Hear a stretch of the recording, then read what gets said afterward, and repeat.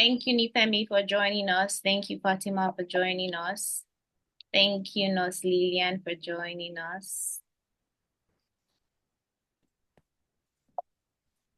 Thank you, Angela, for joining us.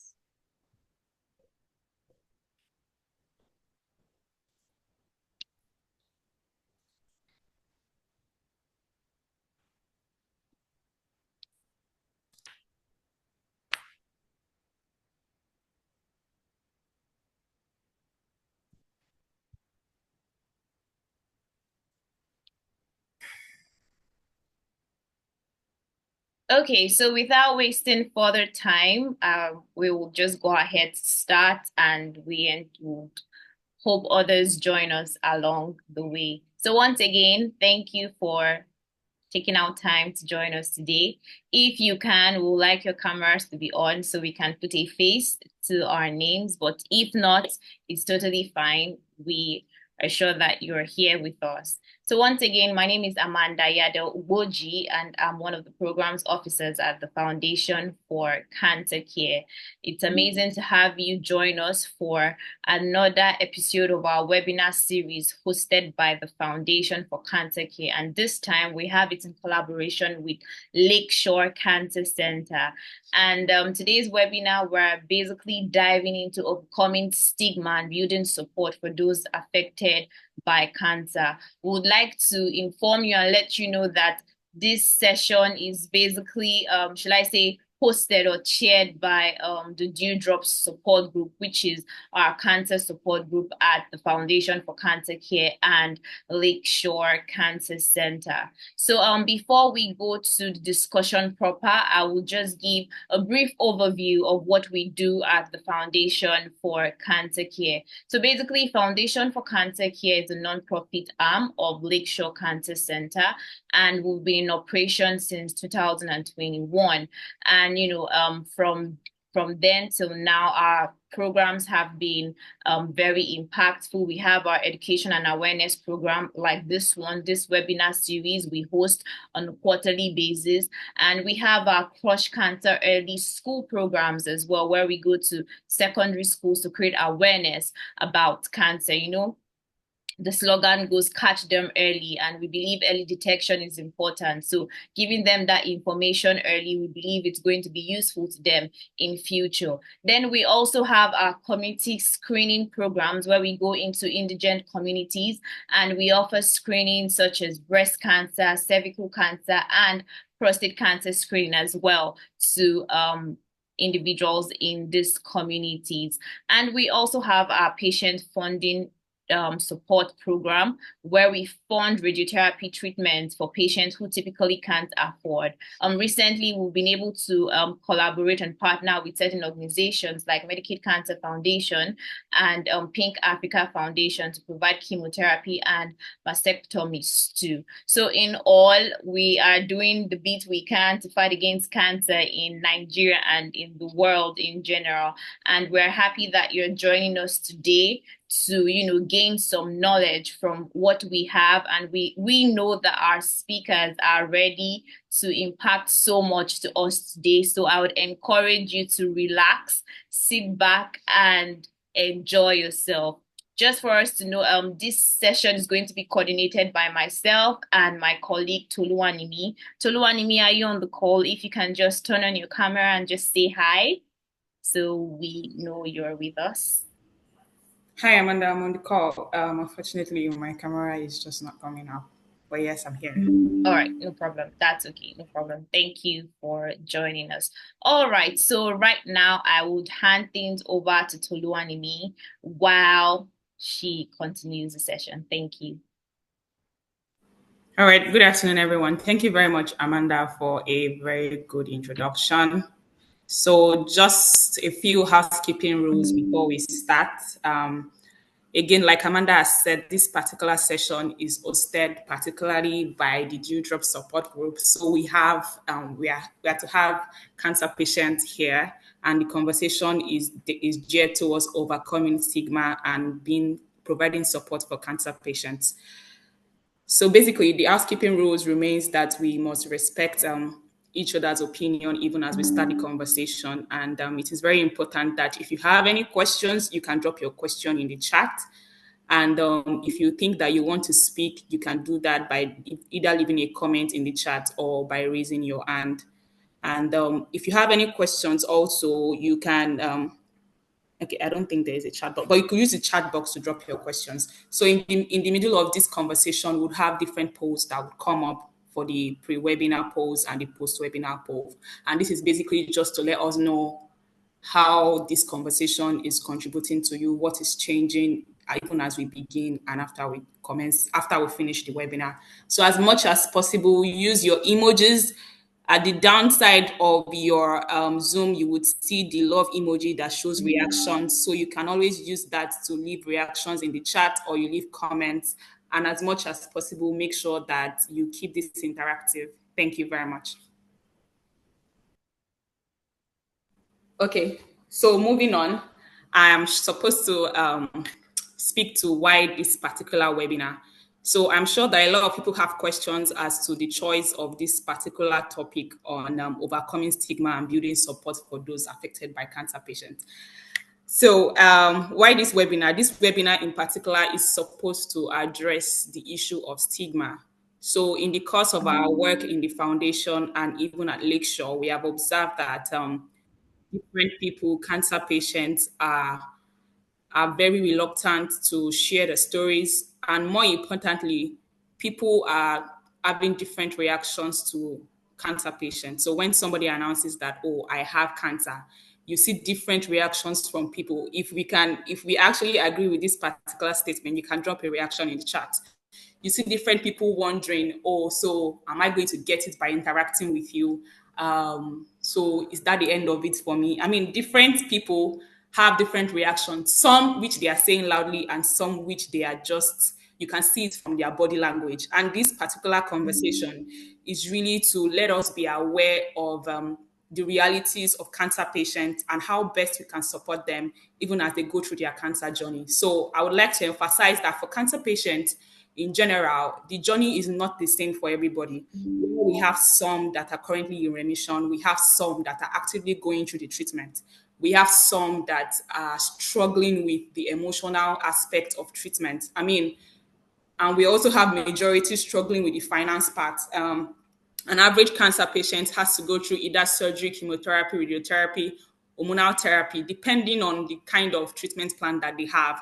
And all of this has a mental and physical toll on the patient. So this is just our own way as an organization to provide support for cancer patients and even their caregivers, because where you are supporting patients, it also takes a toll on you. And I'm happy that we have on board seasoned people. We can speak from experience and from expertise to this particular conversation. And I hope that somehow we are able to have significant impact even as we drive this conversation forward. Thank you. So quickly, we are going to have a very short and interesting session. So we have called this particular session the icebreaker session.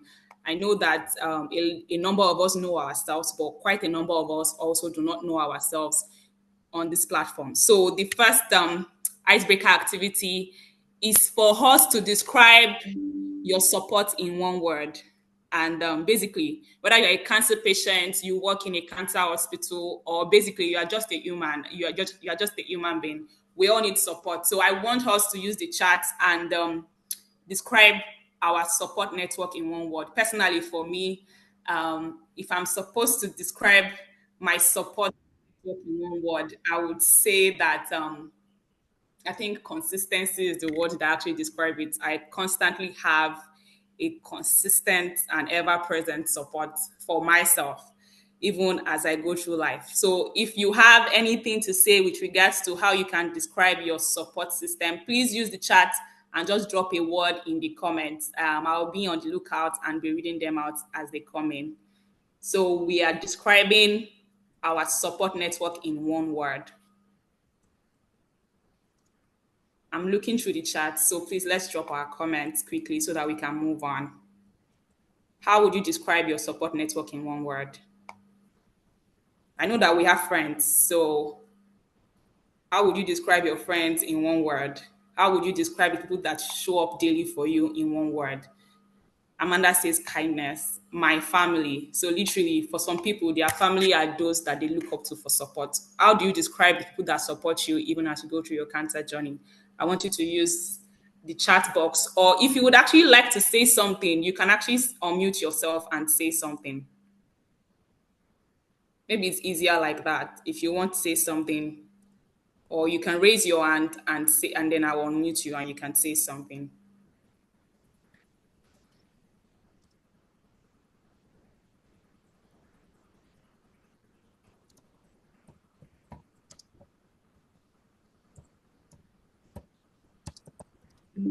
So I think there's a comment in the chat box from Vinella. She says hers would be described as reliable. Very striking. Yes, I think Okay. that's very important. Yes. People who are very Relive is a very good word. I mean, we all hope to have a support that we can always fall back on. So yes, that's a very strong description of your support network. Okay. There's another comment that says ever present. Another comment says Nifemi says ever present.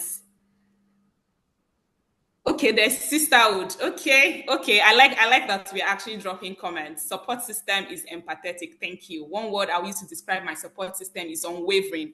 Okay. Thank you everyone for sharing your description of your support network. If you still have something to say, you can drop it in the chat. So moving on so quickly so that we don't waste further time, I would like us to use an emoji to describe how we are feeling at the moment.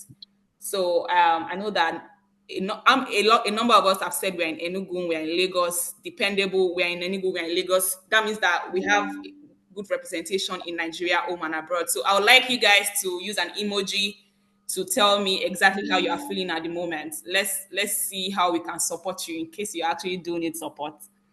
Right now, I'm going to send my own emoji so I know how I'm feeling at the moment. So you can drop your emoji on the chat. Okay, I can see a lot of reactions. All right. Thank you very much, everyone. Thank you, everyone. So as we go on, you can your emojis.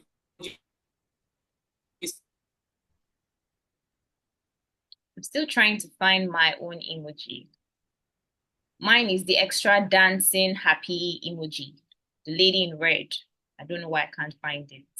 But yes, that's how I feel.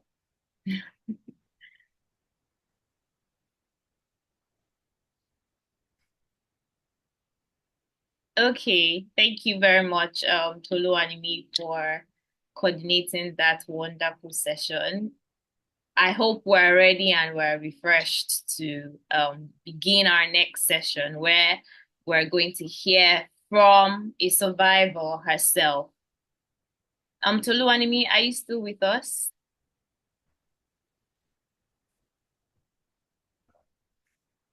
Okay, so we will be hearing from a survivor herself. We're going to hear her journey, how she started and where she is now, and everything and anything she would like to impact to us regarding overcoming stigma and building support for ourselves as cancer patients and caregivers as well. So right now, I would like to introduce Mrs. Chioma Ikejiani. She is a Nigerian Canadian citizen and also a real estate developer. She's a motivational speaker, publisher, and TV host. She is an avid cancer advocate and she's also a cancer survivor. So interestingly, I met Mrs. Chioma at a conference here in Abuja and she shared her story and honestly, it was very, very striking. And it's something that I would really want all of us to listen to because I believe there will be something you will take out of it. For me, I took out a lot. And I believe that you'll be able to lean to her strength and understand as well as probably a patient what she went through and how she was also able to overcome it. And you could also put yourself in her shoes and see and look at her resilience and strength and how she took what happened to her and turned it into something else for herself. So without wasting so much time, I would like us to use our best emojis or we clap to cheer on Mrs. Chioma as she takes center stage to share her story. Mrs. Chioma, over to you. Thank you. Can everybody hear me? Good afternoon. You can hear me, right? Yes, I can hear you loud and clear. Okay, excellent. Um, every time I get to do this, it takes me back to how this whole journey really started and what it meant for me to break the silence internally. So today, as I stand before you, I don't believe that I'm standing here as a survivor, but I think I'm standing as a testament to what Amanda has probably been a theme of this event, which is looking at the strength and the resilience that lie in each one of us. And I think that was the journey that started for me, that gave me the strength to overcome cancer. My journey with stage 4 breast cancer has been probably one of the most challenging experiences in my life. But I also think that it taught me how to love myself. Because prior to cancer, I was busy working for everybody else except myself. So there was a profound growth of discovery within for me. When I was first diagnosed, and I remember the doctor telling me, you've got stage 4. For a moment, I felt, wow, this is going to be a death sentence for a moment. And then I quickly removed it from my mind. And I remember the shock and the disbelief because, quite frankly, nobody in my family had breast cancer. So I was puzzled. How did this happen? Why did this happen to me? And for a moment, I was in disbelief.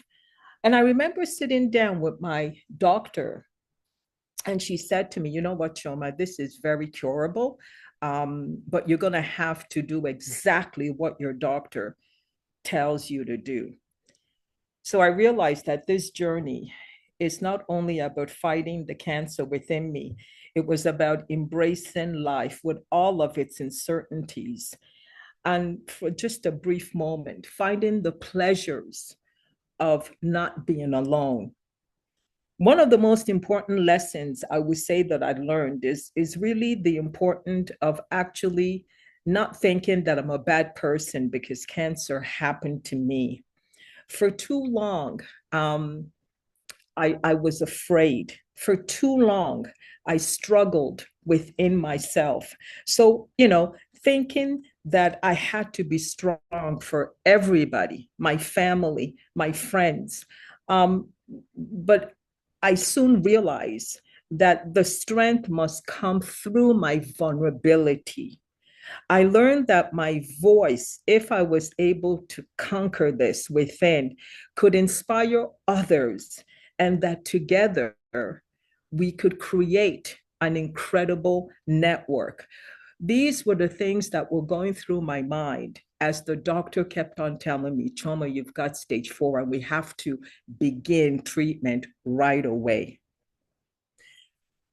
My doctor, Phil Bedard, said to me, do you have a plot of land? And I just couldn't understand what he was talking about. I said, a plot of land? He said, yes, because you have HER2 positive and it's gone through your lymph nodes. So we have to remove some of your lymph nodes.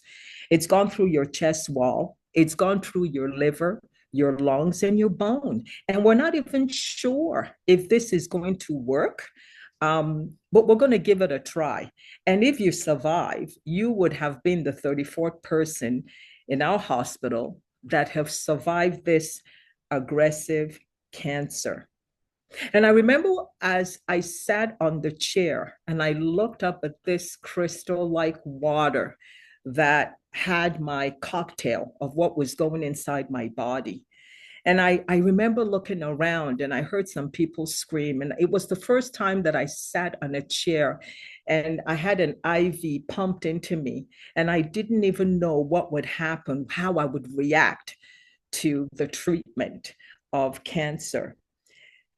The minute I sat down and I closed my eyes and I prayed and I said, give me the strength to go through what I have to go through. Because if I did the first cycle, I was going to have to do 9 cycles of chemotherapy. And I remember as I went through the process of sitting in the hospital, um, the more I looked at the drugs that were going in me, I felt an incredible amount of strength. The more I was receiving the drugs. And I remember when the doctor did an MRI and he said to me, oh, Chom, I'm so happy because your cancers, your cancers have, your tumors have come down. And I was incredibly happy. I often tell people that that's when I fell in love with cancer, because for me, I had to psychologically tune myself to embracing cancer. By having cancer, I pushed everything aside and I turned inwards. It was the first time in 12 years that I took time for myself. I mean, can you imagine having cancer and telling yourself that this is the only opportunity for you to rest? And I rested and I did everything the doctor told me to do. And I started to overcome the challenges, the fear. And so I became emboldened. And I remember the doctor said to me, Choma, you're done, but you still have to take these maintenance drugs every 21 days for life. Ladies and gentlemen, this was in 2015. I'm now 2024, and I've never missed a beat. 2 years ago, I did a PET scan. A PET scan is like an MRI, CT scan. However, what happens that it actually it looks at your toes to your brain. And I remember I was so nervous when I came to Lagos and I took it and it was clear.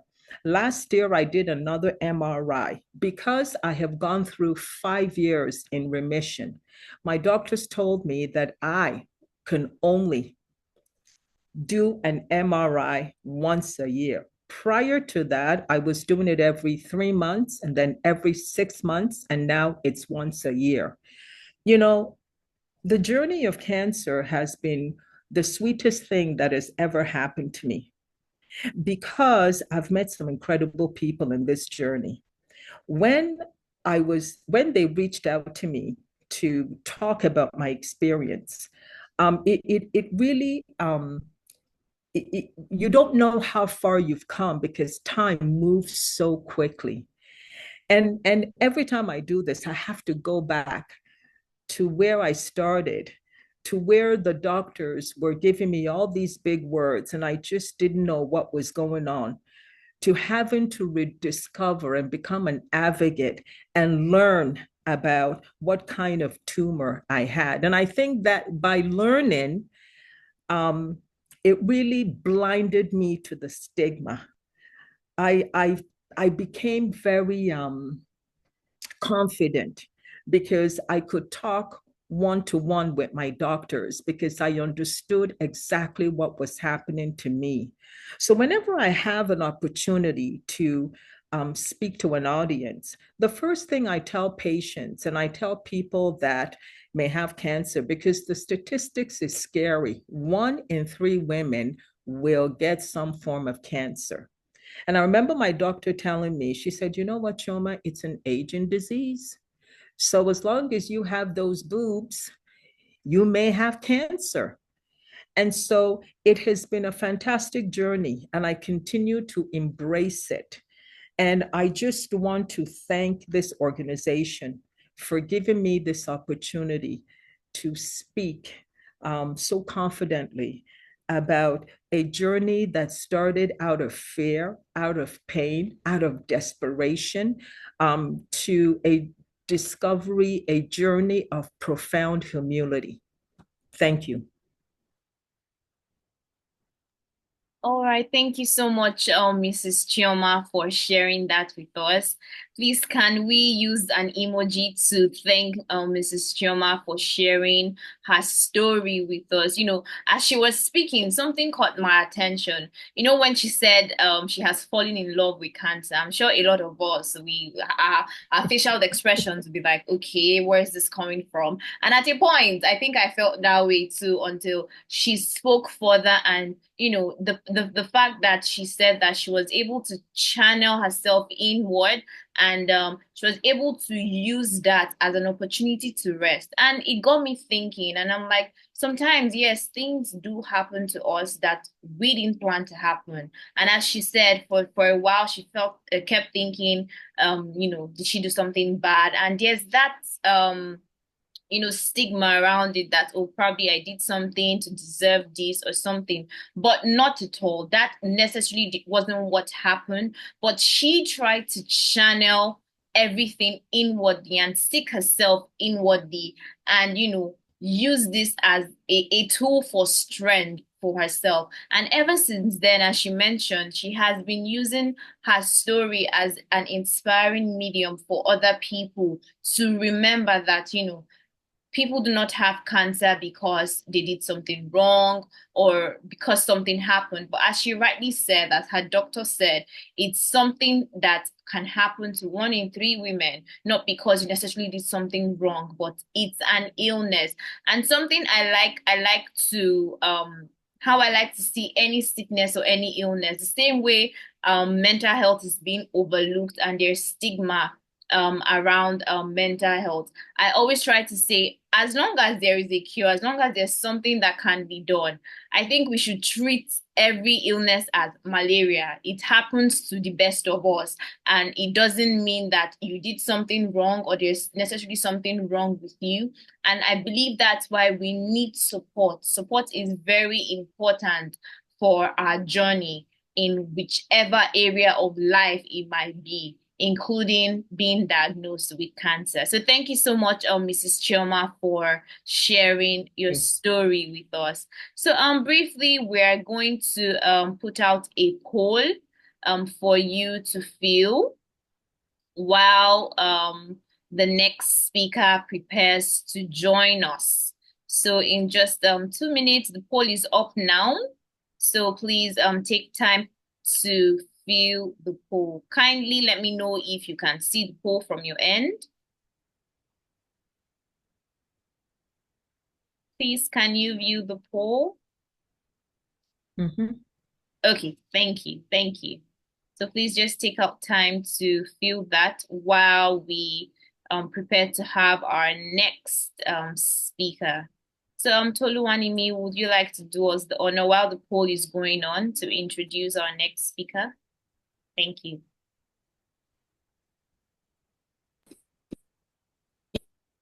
Yes.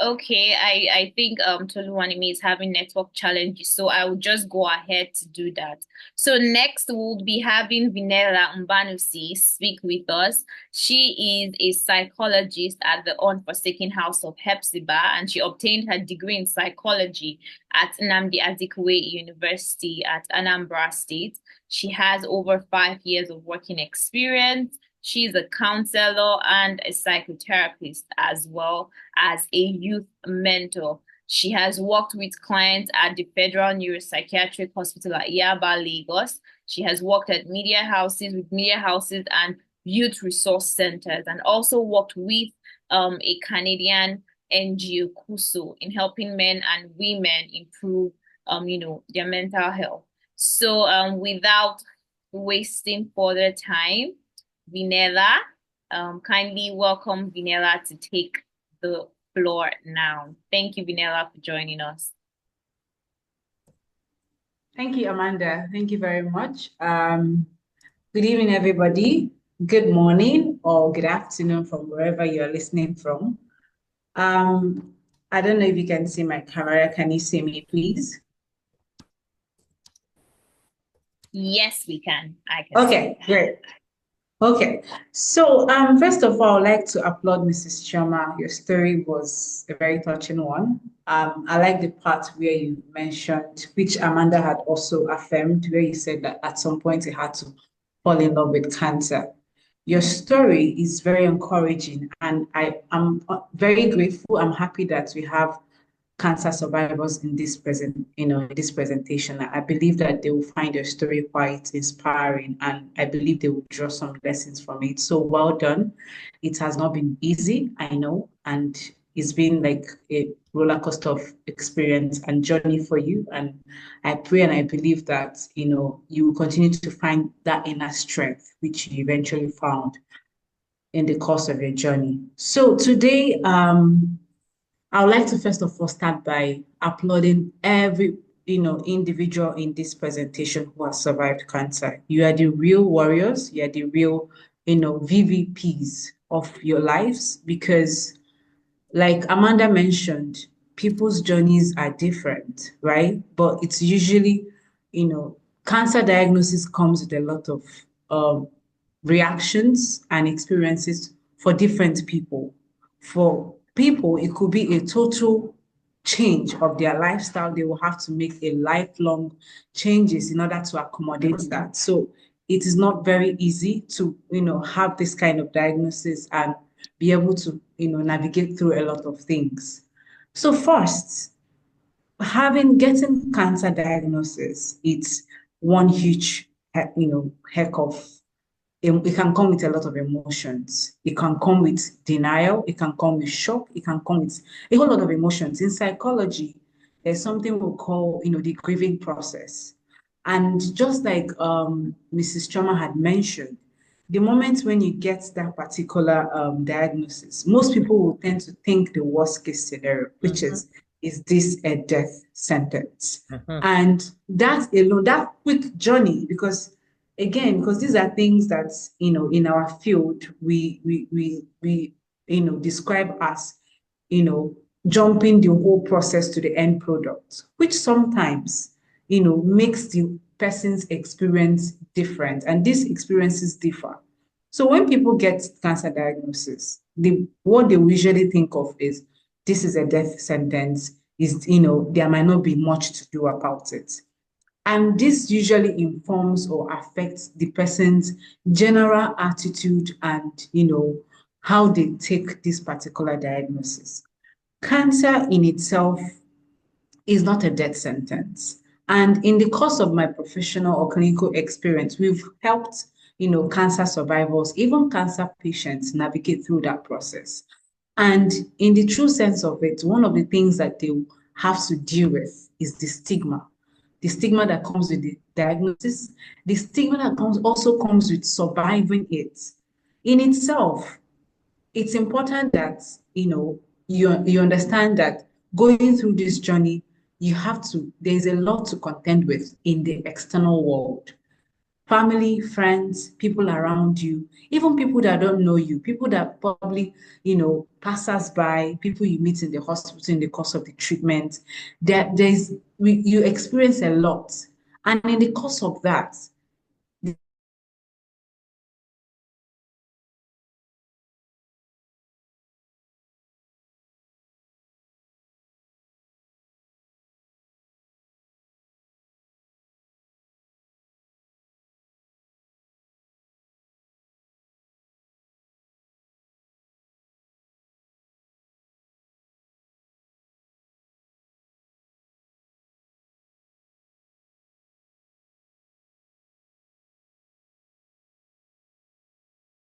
people stigmatize themselves as well, just in case, you probably don't know. People that have survived cancer, even cancer patients, can stigmatize themselves as well because of probably the environment where they find themselves or the people they interact with.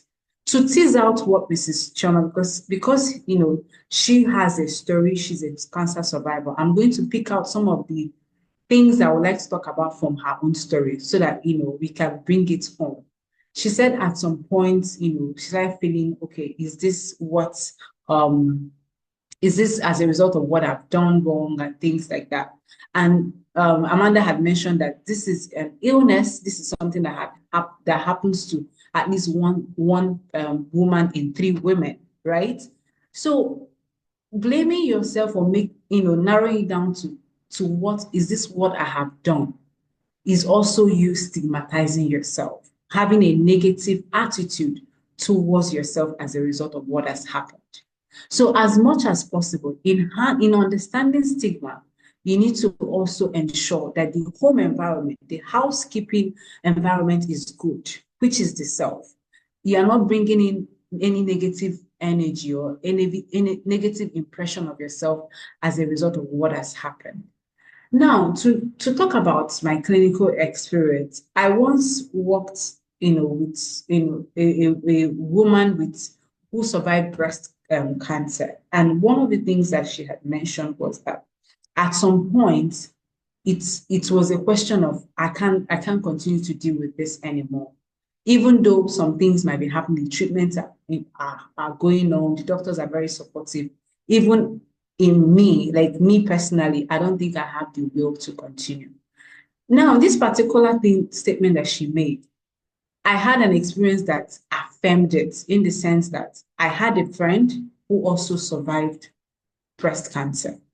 And when she was telling me her story, one thing I recall her telling me that in the ward where she was, she had other women who were also dealing with the same thing. And she would tell me how from time to time, they just kept diminishing. And that would be that this person had passed, this person didn't make it and things like that. And in the midst of that, she resolved within herself that regardless of everything that has happened, it is the strong will to survive that actually plays the major part of the goal.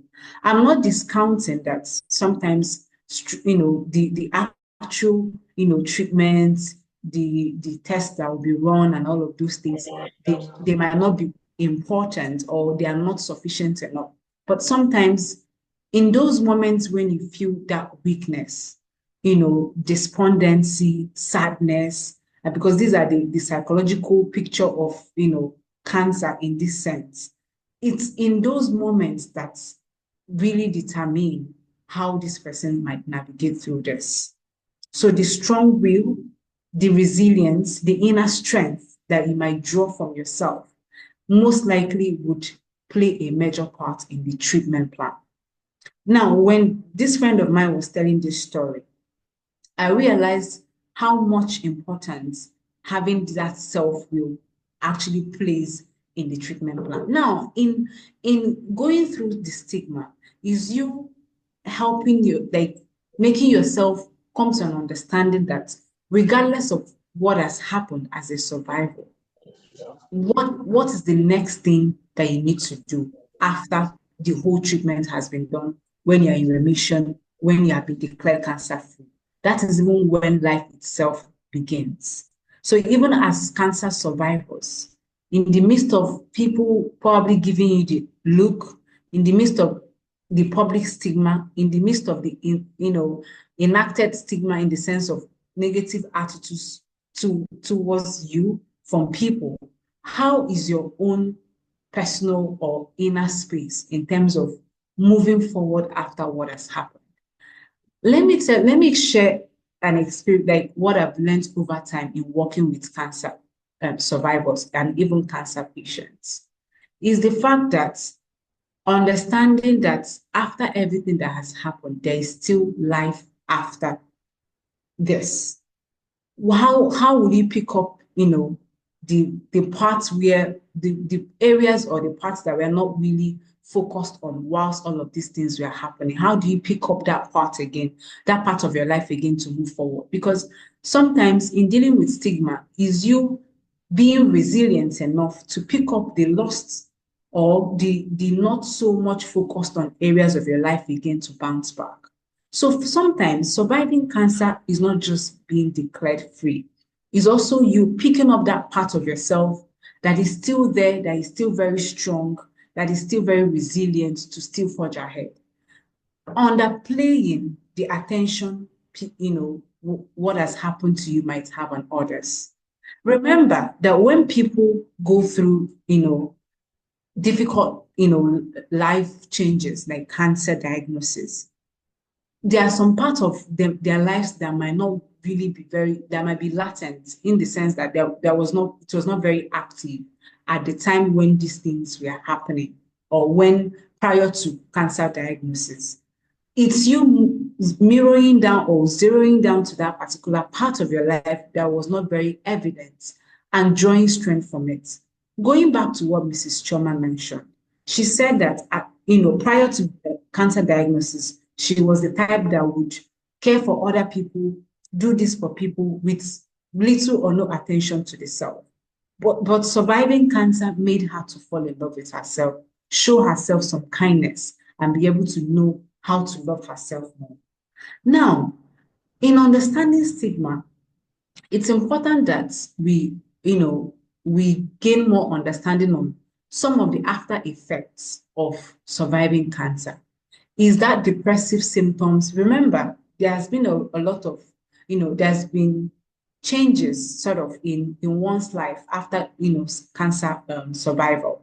You have to deal with the after effects, going back to work, going back to family, connecting back to yourself, to your social support, like we had mentioned earlier, connecting to your social support, and without going back to what we will call the pre-morbid stage of the human being who you used to be prior to cancer diagnosis. There's usually when people survive cancer, there is so much demand on how to bounce back or deal with the things that have not really been focused on when all of those treatment plans have been taking place. So it might come with feelings of depression, it might come with anxiety, because these are mental health challenges. It can come with feelings of shame, like, oh my God, especially when things like a mastectomy has taken place, like, some changes have taken place in my body. How am I going to cope? Is this how I'm going to be, and things like that. There might be some level of maybe reduced or poor sense of self, right? But what I'm trying to say is you bouncing back, understanding that you are the major player, the major activator in this game, which is your life. Knowing that you need to bounce back again, draw strength from the inner self, and be able to, cope with things that have happened. Now, you also need to understand that things around emotional exhaustion can also take place. So even in dealing with stigma, those negative attitudes from people, from the environment, from the system as well, how do you deal with the emotional exhaustion that comes with it? Now, as a result of that fear and emotional exhaustion or feeling stigmatized, sometimes there might be issues around, returning back to the normal, to the functional self again. And that might even lead to a reduced quality of life. So you find that someone who used to be a certain kind of way, exuberant, full of life, after the whole experience and being declared cancer-free, you find out that the person's quality of life, the way the person used to be, is a little bit reduced. In that sense, it's also a way the individual might want to respond to the environmental factors that comes with surviving it. But again, it's the individual looking into the self, seeking out for emotional, psychological, and physical support from her immediate environment in order to find strength in it. Now, as a result of stigma, sometimes cancer patients and survivors might, go through some mental challenges, even physical challenge. There might be things around poor sleep, not wanting to, not want poor appetite, or even not socializing well. So things around social withdrawal, not being out there as much as they would want to be, might also be an issue. So in cases like this, it's important that this individual actually seeks psychological and emotional support. Psychological support could come from a professional help. It could come from family who truly understands, because as much as we say that family members are can be considered like social support system, there are actual family members who might even be causing more harm than good. Some people will say that, there are friends who are much closer than family. But in this case, is you finding your own inner circle, people who you can connect with, who will not judge you in any way, and who will be able to collaborate with you in finding support and bouncing back again. So in managing stigma, it's important that we are able to understand what is important, which is managing the public stigma, the general perception of people regarding cancer survivors and cancer patients. But what is most important is, how do you yourself, the cancer survivor, see yourself? Because that is, every other person might see you as, you'll be able to do it and things like that. If you don't see yourself half of how they see you, there's also a clause there that might not really work out well. So in finding strength in the inner self is what is also key. Yes, you might say, how do I find strength in my inner self? Is you narrowing down to what is important to you at that time and giving no room at all for any negativity, right? Let me go back to the initial statement I made when I first started. I had mentioned that sometimes when people hear about cancer diagnosis, they tend to think the worst case scenario. Yeah, most people, some people or very few people will most likely think of, okay, what's the way forward? What's the, survival chances and things like that, especially when it has gone to the stage of 4 and all of those things. So we need to really find a way to staying in the moment. So right now, this is what I'm dealing with. Right now, I have survived this stage of my life. How do I cope with it? How do I pick back the pieces of myself, quote unquote, to bounce back again to who I used to be? Now let me add this. Sometimes fear actually kills more than the actual sickness or actual illness itself. And I'll give example to 2020. When COVID came, most people were, it came with a lot of challenges, definitely. The whole world, was rocked of its normal activities. Most people actually died as a result of the fear of catching the COVID, and not necessarily COVID itself. I am telling you this based on experience. Even as at 2020, 2021, we had a hike of, patient intake as a result of the after effects of COVID. So most people will say, since COVID, I've been feeling this way, I've been feeling that way, and I've not been able to, deal with that. And when we did our deeper assessment, we realized that it was the fear of actually getting the COVID that prompted some of those things. And unfortunately or fortunately, sometimes when the body gets activated that way, it takes, another, line of time again to get it to start relaxing again.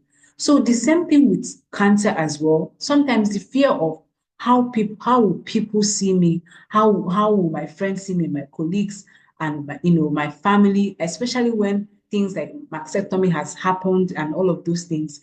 It's the way the individual now and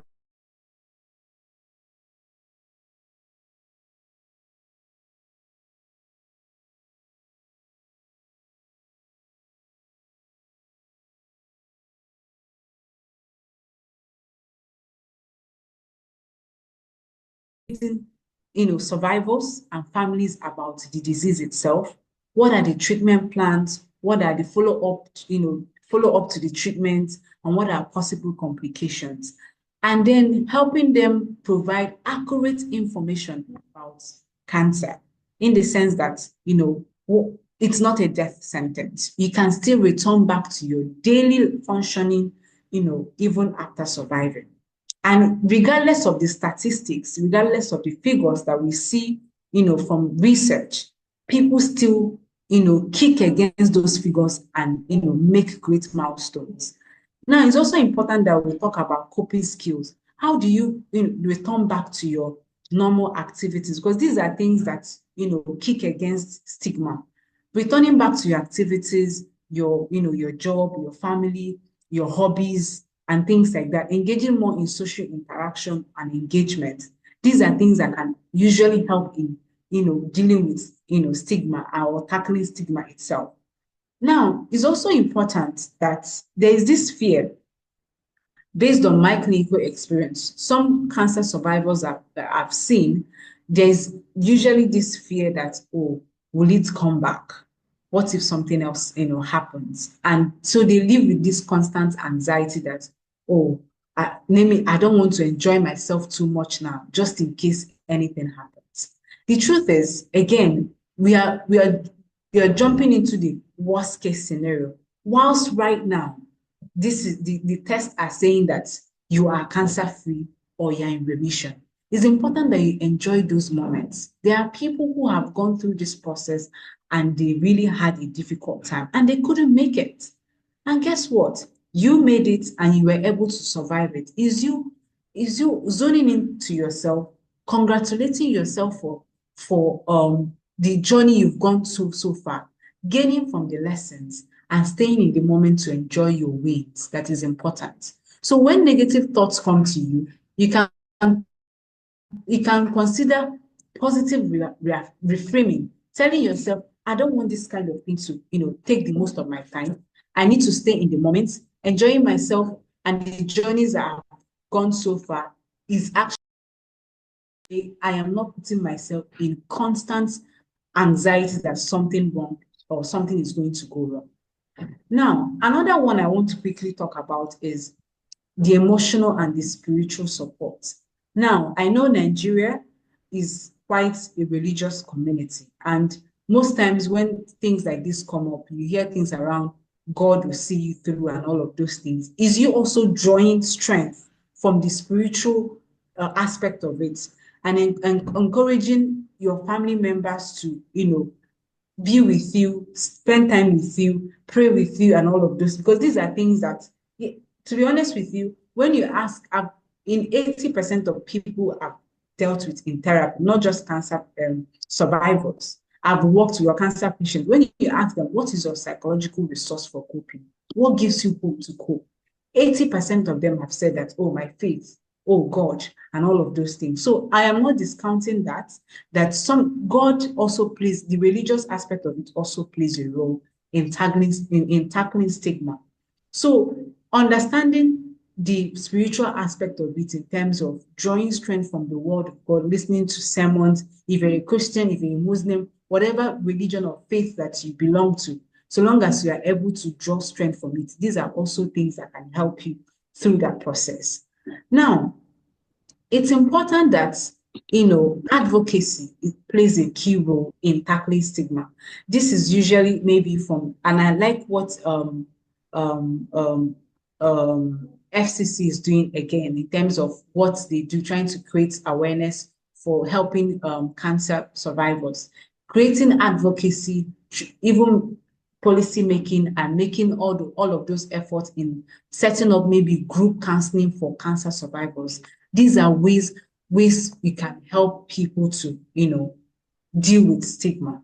Now, helping cancer survivors normalize their experience is also key. This is what I'm going to probably, recap on. Sometimes people that have survived cancer feel that, oh, their experience is a unique one or is a peculiar one. I feel this way, I feel that way. But through group counseling, through group support of people who have, suffered similar condition or illness, will help them normalize their experience. Because when people feel that my own case is different, my own case is peculiar, it gives a lot of ambiguity that even fuels more mental health distress. So we need to really work on how we can seek those external support through group counseling, through group advocacy, and how we can, work around this. Now, by addressing stigma and building supportive network, we can improve the quality of life and outcomes for cancer patients and cancer survivors. So please, let's continue to break this silence and foster a community of empathy, understanding, and hope. And this is what I'm going to end with. And I thank Mrs. Choma again for sharing your story. And I'm happy that you are continuously breaking this silence. And I pray that God would continue to give you strength to deal with this and go through this journey. And for every other cancer survivor out there, I want you to know that you are never alone.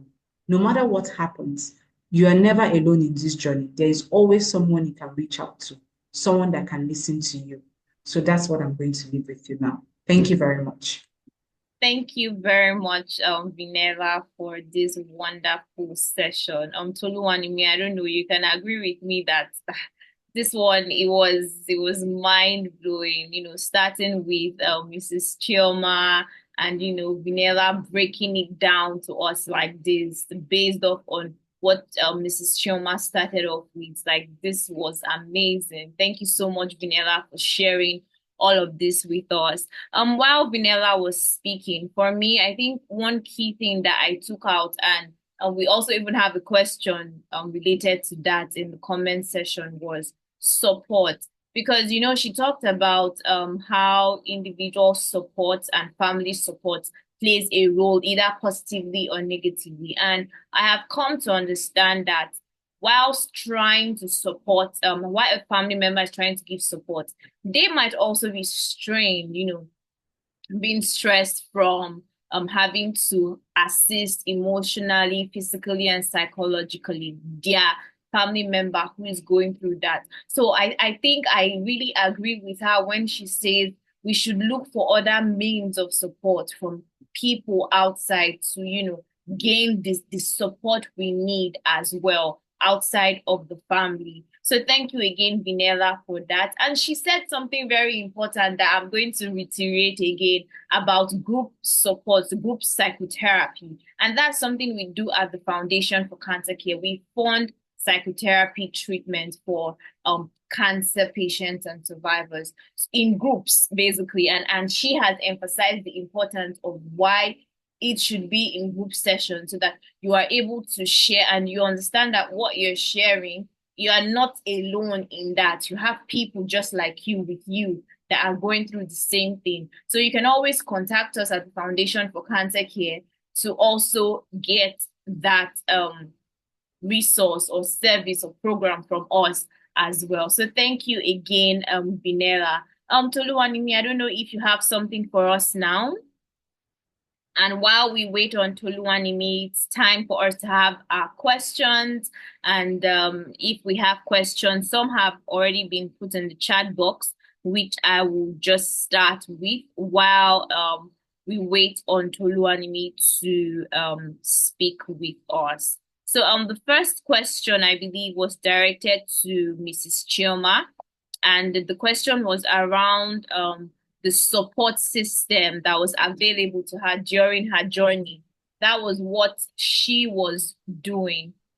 Basically, the question is, what kind of support was she able to have during her journey as a cancer patient? So, Mrs. Chioma, I don't know if you would like to speak to that. I do. I don't think everybody would choose the journey that I chose. I was really, really intentional. Once I made a decision that I was going to fight, because you actually have to make that decision. Once you get told, you now have to decide, am I going to fight this or am I going to just give way and just allow my body to just give way?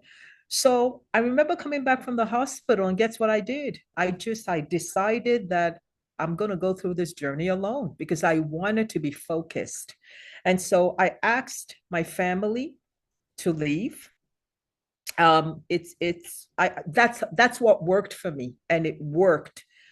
So I didn't lean onto my family for support.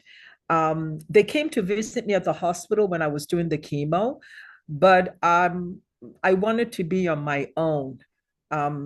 That worked for me. It's not something that everybody would choose because there were many things that were going through my mind as I was surviving cancer. And that's what Vanilla touched a little bit on. I now started thinking, am I going to go back to work? With this cancer, the doctor says, Choma, stress is not good for you. So I actually had to reinvent myself again.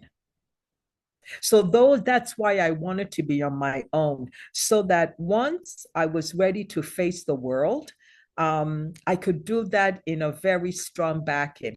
Very controversial decision that I did. My family was not happy, but they supported it. And they, at the end, um, it was the right thing for me to do at that time. I hope that answers the question. Okay, I believe it does. Tolu, you asked the question. I don't know if that captures the answer for you. But based off on what you said, as you said rightly, everyone processes things differently. So Exactly. for you, you needed to be alone. And sort of, I would say I am sort of that kind of person to that when I'm going through a phase in life, I just, I don't know, support is not necessarily what I need at that point in time. I think I Mm. need to be on my own. And as you said, focus on what I have to do. So that works for you. And, every other person has a way that they deal with theirs, but for you, being on your own was your own key to going through this. So thank you very much for sharing that with us, Mrs. Chioma. So the Thank you. second question we have is from Oluwatobiloba, and he's asking, based off on his question, which I would read. He says, we live in a society governed by cultural and religious beliefs. How can we support an individual diagnosed with cancer and also convince them to seek medical treatment without hurting their religious beliefs, especially religious beliefs? So I believe this question is directed to Vineva because she touched a little bit on religious beliefs. So Vineva, I don't know if you can do justice to this. Yes, thank you very much for that question. So first of all, it's important that we get what exactly the individual needs, right? Most people, like I had mentioned, feel that cancer diagnosis is like a punishment, for their sins. Some people will tell you, okay, I'm being punished. There's no point, reaching out for treatment and things like that. In cases like this, if such a person were to come into the clinic, we'll have to start up with what we call an insight-oriented therapy.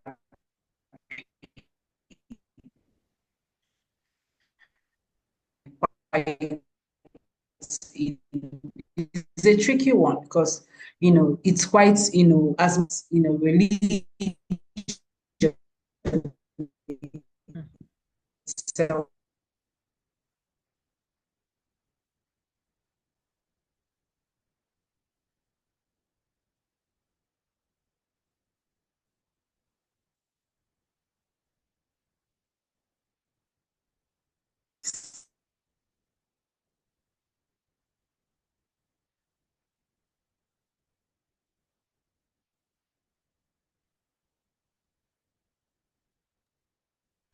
I would like to know if it's just me or Vinella's network is currently down. I Can we think all? it's Vanilla's. I Okay, think it's Vanilla's. Yeah. okay. So I think we'll just have to wait a while and have her come back answer the question. So we just have a little sharing session. Okay, Vinella is back. You're muted. Oh, can you hear me? Yes, we can So hear sorry, you. I don't know the parts where you stopped hearing. I was trying to say something about the religious beliefs, and I had said that, in cases like this, sometimes the individual might not necessarily have to be convinced by family members because they might not do the magic, right? Familiarity, as much as it might seem like something good, it could work against the individual in this case because if family members are trying to convince this individual to seek treatment, it might be hard. So it might require the services of a professional help to navigate through this process. So, and I was trying to say that if such individual were to come to our clinic, what we usually do is to start off with what we call insight-oriented therapy, to let the individual know or understand what it is exactly that is happening and how the individual can seek help and support. And one part of what we also need to do is to understand the person's belief in relation to the diagnosis. And like I mentioned, some people will feel, oh, I am being punished by God. There's no need seeking treatment. If I'll pay for my sins, and it might not work out and things like that. So helping the individual, demystify the myths around cancer diagnosis would help. So if you find yourself in such situation where an individual or a family member is refusing treatment for religious purposes or cultural purposes, is to first of all remove the individual from that situation. Help the individual, seek professional help who will, guide him or her through insight-oriented therapy, where the individual will be educated. This is what is happening. This is the treatment plan, and help the person also remove or differentiate between religious belief and the actual diagnosis. That would be my recommendation. All right. Thank you. Thank you. Thank you very much, Vinella, for sharing that with us. So just to recap, basically, in summary, she is saying it's to, like, help the person seek professional help so they can properly direct the person on what to do, as opposed to, trying to enforce your own opinion on this individual. So I hope that has been able to answer your question, Oluwatobiloba. So we just have a short sharing session in the group chat, and which we encourage you to take. And we just want to know what strategy or resource that has helped you to face stigma, like while on this cancer journey. We'd like you to share. Some people have said it's support for them. Some people have said it's alone time. So Angela has said for her, support is very important, because cancer, the burden of cancer is a big one, and support is important. So we would like for you to share with us a strategy or a resource that has helped you in overcoming and facing stigma as a whole. So please do that in the comment section. And while that is going on, we will be sharing a resource as well that we believe would be useful for you during the upcoming holidays. Christmas is around the corner, and the holiday season can be all over the place. There's so much excitement and a lot of activities going on. So we have a short resource to share with you that you could read and get yourself acquainted with on what you can do to help stay well, to cope during the holiday season. Outside of that, if you currently do not have a support group that you belong to, you can give us a call or send us a message on WhatsApp on the number in the chat box. It's 07025007752 if you would like to be part of our Dewdrops support group. We are a very happy family at Dewdrop Support Group, and I'm sure that we would love to have you to be part of us. So please, you can do that. So before we close this, we would just be doing a very short poll. We would like to get feedback from you on the session. Toluwanimi, kindly assist with the poll, please. Thank you.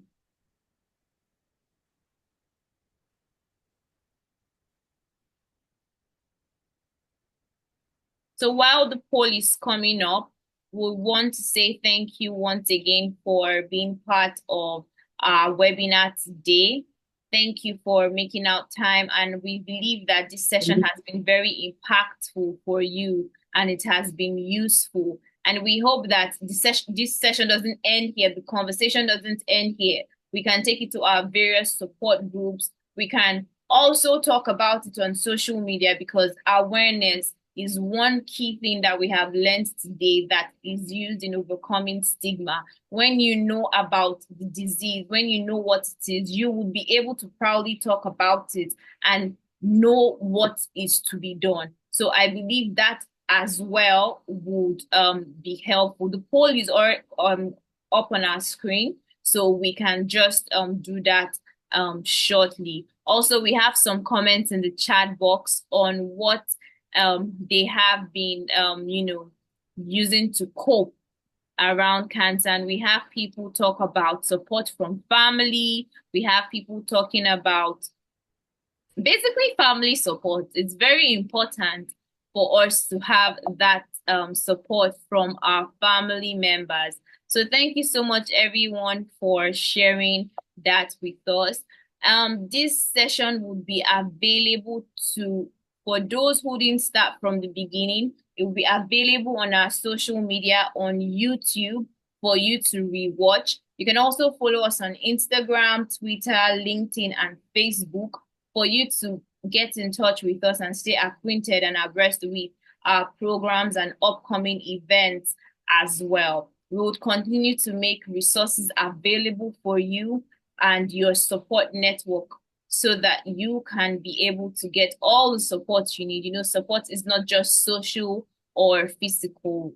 It's all round. We believe in holistic care. So we would continue to provide these resources for you to aid you in your cancer journey. So thank you so much, everyone, once again for joining us. And please, your feedback is very important to us. So please take out time to fill our post-webinar poll before you go away. Thank you once again and have a wonderful evening. Thank you so much to our speakers, Mrs. Chioma and Vinera, for taking out time to impact us with so much. We hope to have you come again once again and another time to share with us. Thank you, everyone, and have a wonderful evening. Okay, some people can't see the poll. Please, if you can't see the poll, kindly indicate. So, because it's currently up and we have some people filling the poll at the moment.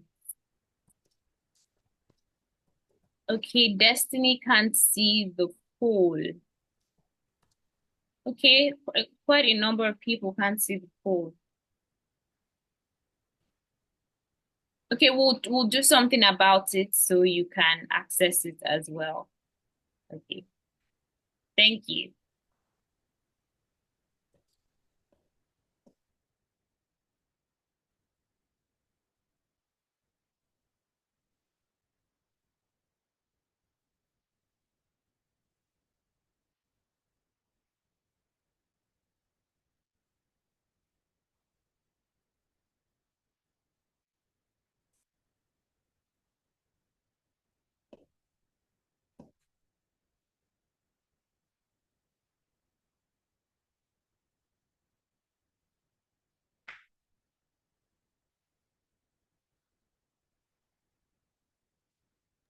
Okay, so there's a QR code in the chat box. For those who can't see the poll at the moment, you can just scan the QR code and it will take you to the poll.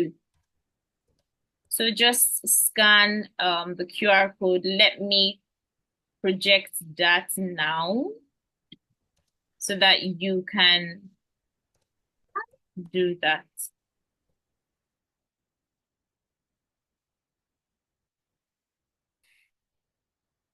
If you can see my screen, the QR code is currently on my screen right now. So you can just scan the code and it takes you straight to the poll. Thank you.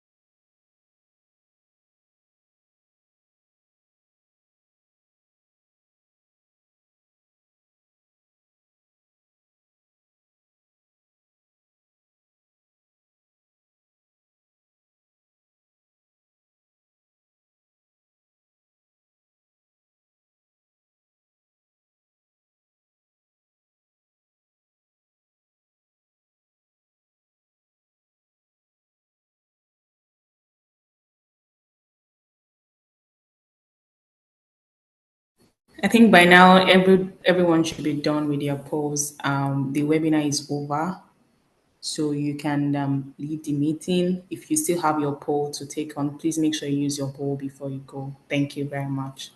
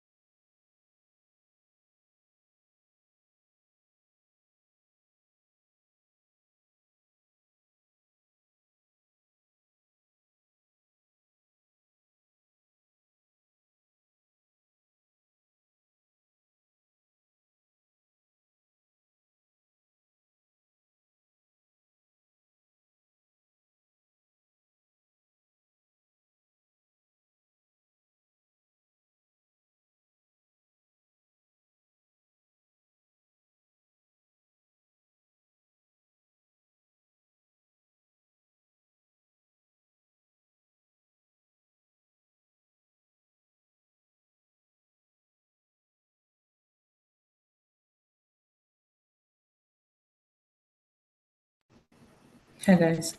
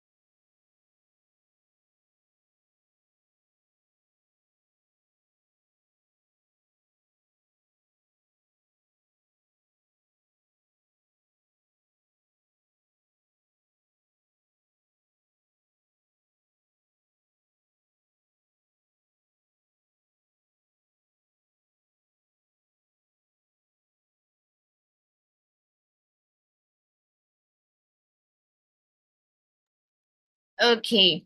Thank you, Hello, Amanda. Dr. Oge. Thank you, Bindia, for making our time to join the webinar. Well done, guys. Thank you, Tolu. Thank you, Tolu. I doubt Dr. Oge is here. She will unmute her mic now. You will know that she's here.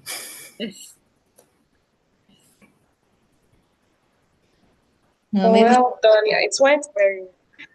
Yeah, you guys did really, really well. Thank you. It was really good. I think we should stop recording now.